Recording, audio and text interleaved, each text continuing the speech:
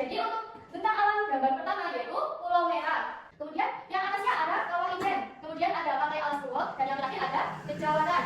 Dari gambar-gambar tersebut, coba di sini ada yang pernah mengunjungi salah satu objek wisatanya? Hampir semua pernah mengunjungi ya. Nah, Ibu mau tanya, bagaimana kesan kalian mengetahui bahwa tempat-tempat tersebut ada di kota kelahiran kalian? Coba, bagaimana kesannya? Oh, senang, menikmati. Kemudian, nah, kita harus bersyukur.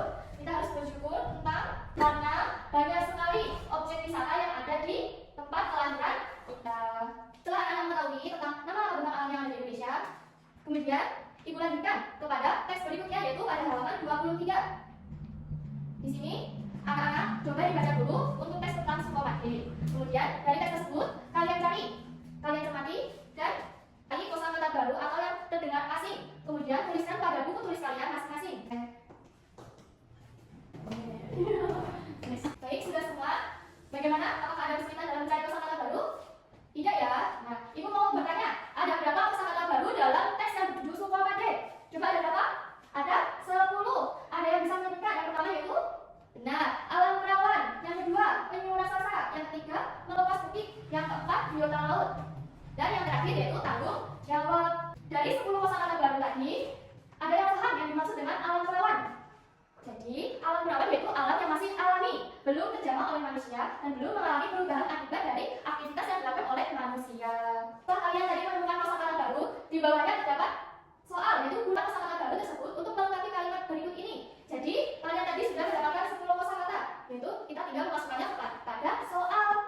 Ibu akan dibantu dengan contoh yang pertama ya, yaitu semua jenis hewan yang hidup di suatu daerah tertentu disebut apa? Disebut fauna. Nah, yang ini yang bawahnya ini semua jenis tumbuhan yang terdapat di suatu daerah dikenal dengan istilah flora. Jadi, yang membedakan itu untuk tumbuhan yaitu flora, untuk hewan yaitu fauna. Nah, untuk soal berikutnya coba dikerjakan masing-masing, tidak berkelompok. Ini sudah bantu 2 pertanyaan. Nanti anak-anak dibantu untuk mengerjakan soal berikutnya. Nanti sudah selesai, nanti kita bahas bersama-sama. Jadi, sudah semua ya soalnya? Kita lanjut ke pertanyaan yang ketiga. Istilah yang digunakan untuk menyebut segala bentuk kehidupan di laut seperti ikan dan karang yaitu dinamakan biota laut. Coba jawabannya benar semua? Ya, benar. Kemudian kita lanjut soal yang terakhir yaitu kawasan yang masih alami dan belum banyak terpengaruh oleh aktivitas manusia disebut alam perawan. Dari 10 soal tadi, coba Ibu mau tanya, ada yang benar semua jawabannya? Hampir semua rata-rata benar ya untuk menjawab soalnya. Jadi untuk lebih mengasah kemampuan kalian mengenai tentang alam, Ibu mempunyai lembar kerja beserta titik. Menjawab LKTD ini, Ibu akan membentuk kelompok yang masing-masing beranggotakan 4 orang. Coba di sini kelompok 1, kelompok 2, kelompok 3 dan kelompok yang terakhir yaitu kelompok 4. Ini Ibu akan bagikan LKTD masing-masing kelompok. Jadi semua sudah menerima LKTD-nya untuk masing-masing kelompok. Di situ terdapat petunjuknya yaitu jawablah pertanyaan dan lengkapi pernyataan berikut ini di buku tulis kalian. Nah, jadi kalian nanti kumpulkan di perwakilan salah satu buku tulis kalian. Nanti setelah selesai menjawab semua soal yang dikasih, kemudian kalian kumpulkan.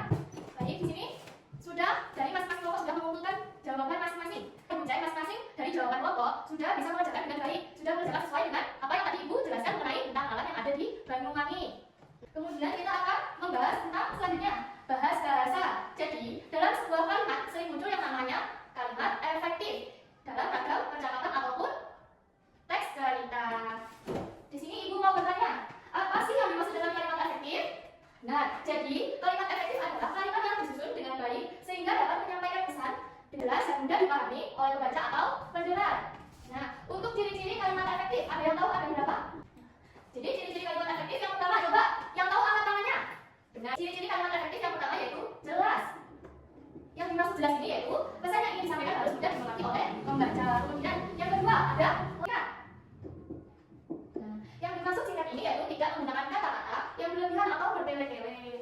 Nah, jadi yang terakhir dari ciri-ciri kalimat efektif yaitu mengenai sesuai ejaan bahasa. Kalau kita mengetahui apa yang namanya kalimat efektif, apa ciri-ciri kalimat efektif, kemudian kita masuk bagaimana cara menggunakan dari kalimat tidak efektif menjadi kalimat efektif. Jadi contoh kalimat tidak efektif terlebih dahulu yaitu akses jalan menuju Sukamade cukup menantang, harus menaiki mobil tertentu karena medan yang terjal dan berbau karena masih hutan rawan.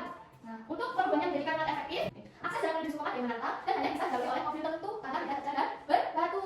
Nah, dari perbedaan dua kalimat tadi, jadi setelah diubah menjadi kalimat efektif, kalimat tersebut dijelaskan dengan jelas, singkat, dan tepat, yaitu sesuai dari ciri-ciri kalimat efektif. Untuk contoh yang kedua, yaitu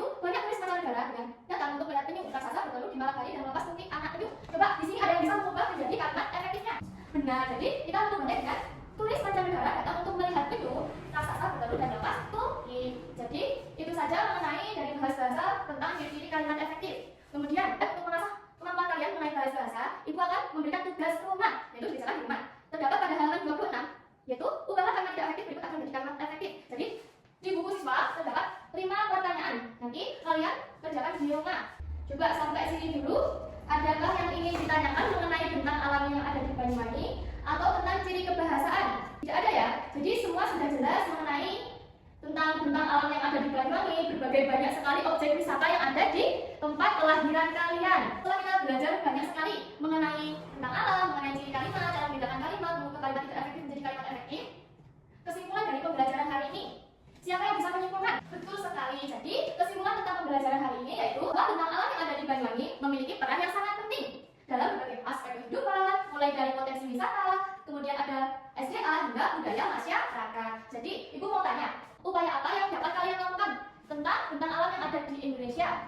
Nah, benar, jadi kita harus menjaga, melestarikan, jangan merusak. Supaya apa? Supaya generasi berikutnya yang akan datang bisa tetap menikmati bentang alam yang ada di Indonesia, khususnya di Banyuwangi. Jadi mungkin itu saja tadi pembelajaran kita mengenai bab 6 yaitu sampai itu pada pembahasan tentang alam yang ada di Banyuwangi. Sebelum mengakhiri pembelajaran pada pagi hari ini, marilah berdoa menurut agama dan pilihannya masing-masing untuk ketua kelasnya bisa dipimpin terlebih dahulu. Baik, ibu akhiri untuk pembelajaran hari ini.